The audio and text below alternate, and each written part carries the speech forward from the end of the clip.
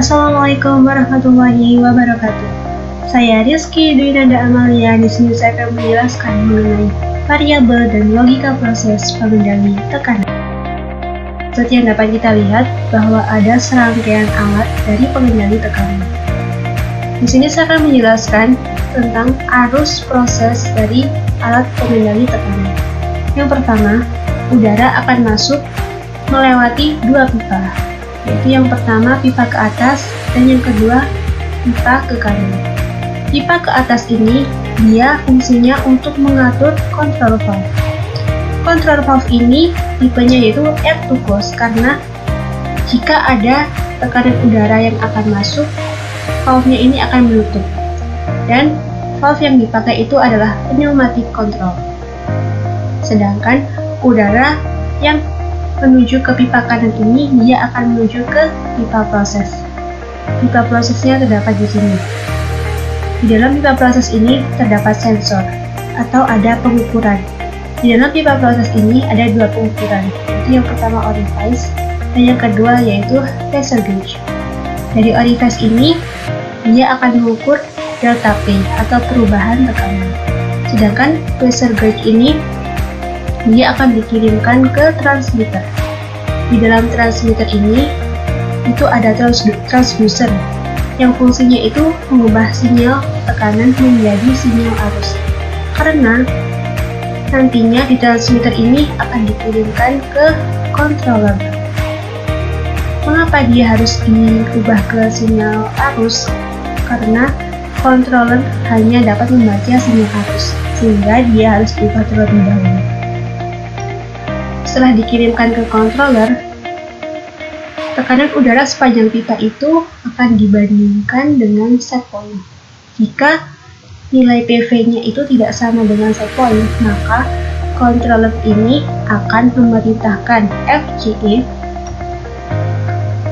Di dalam FCE ini dia akan memerintahkan agar laju alir udara menuju pipa proses itu dapat diatur.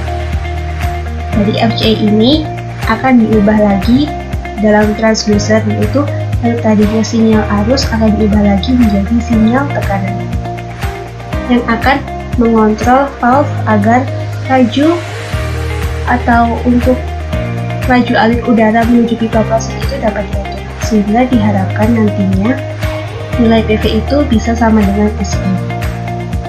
Lalu setelah itu laju alir udara itu akan keluar. Sebelum dia keluar, dia itu memiliki dua opsi. Yang pertama, dia dapat masuk ke dalam tangki, dan yang kedua, dia itu tidak masuk ke dalam tangki. Kalau dia masuk ke dalam tangki, maka V4 dan V6-nya ini ditutup, dan V3 dan V5-nya ini dibuka. Sedangkan kalau dia itu tidak masuk ke dalam tangki, maka V3, V5, V6-nya ini ditutup, dan V4-nya ini dibuka. Nanti laju alir udaranya itu akan keluar dari sini dan keluar dari sistem. Lalu jika kan V6-nya ini kan adalah disturbance, karena apabila dia itu dibuka, maka laju alir udara yang akan keluar itu akan semakin banyak, sehingga PV-nya itu akan menurun dan menghambat proses jalannya suatu pengendali ini. Maka V6-nya itu dapat dijadikan disturbance. Setelah itu kita akan beralih ke variabel proses yang harus dapat kita pahami. Dalam variabel proses ini yang perlu kita ketahui yang pertama adalah input pengendali. Dalam input pengendali ini terdapat manipulated variable atau MV, yaitu variabel yang dapat diubah-ubah biasanya supaya prosesnya atau PV-nya itu sama dengan set point. Maka MV-nya ini adalah laju alir udara menuju pipa proses. Sedangkan untuk disturbance-nya ini dia adalah laju alir udara keluar menuju V6 sebelah sini. Lalu yang kedua adalah output variable. Dalam output variable atau bisa disebut juga proses variable yaitu PV, yaitu PV ini adalah variabel yang dikendalikan, sehingga variabel yang akan dikendalikan itu adalah tekanan udara sepanjang pipa. Lalu yang ketiga adalah set point, yaitu nilai tekanan udara sepanjang pipa yang diinginkan. Lalu tipe final control element. Tipe control valve-nya yang kita gunakan itu adalah air to close dan pneumatic control valve.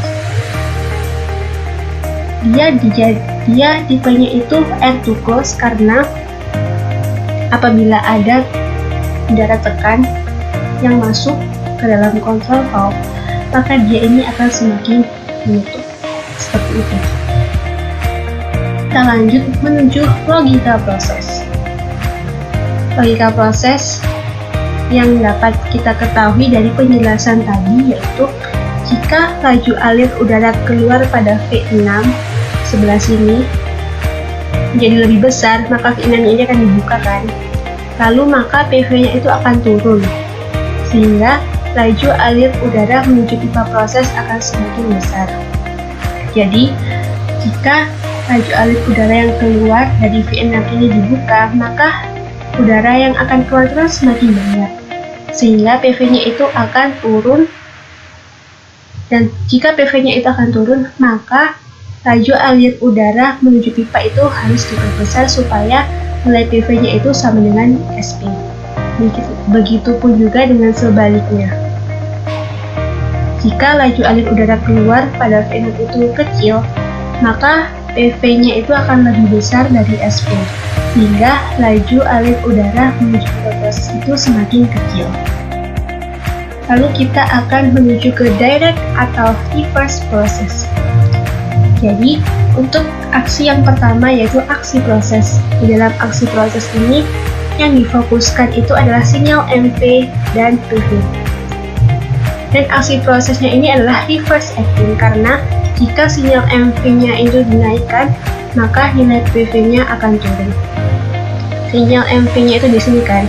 Jika itu dinaikkan, maka kan udara tekannya itu kan akan semakin banyak menuju ke control valve, sehingga PV-nya itu akan turun karena control valve ini akan menutup dan PV-nya yang akan menuju ke pipa proses itu akan semakin sedikit. Seperti yang dapat kita lihat dari gambar ini, bahwa ini jika sinyal tekan udara itu semakin banyak dan pegasnya ini kan semakin turun kan, jadi control valve-nya ini juga akan semakin menutup. Untuk aksi yang kedua yaitu aksi pengendali.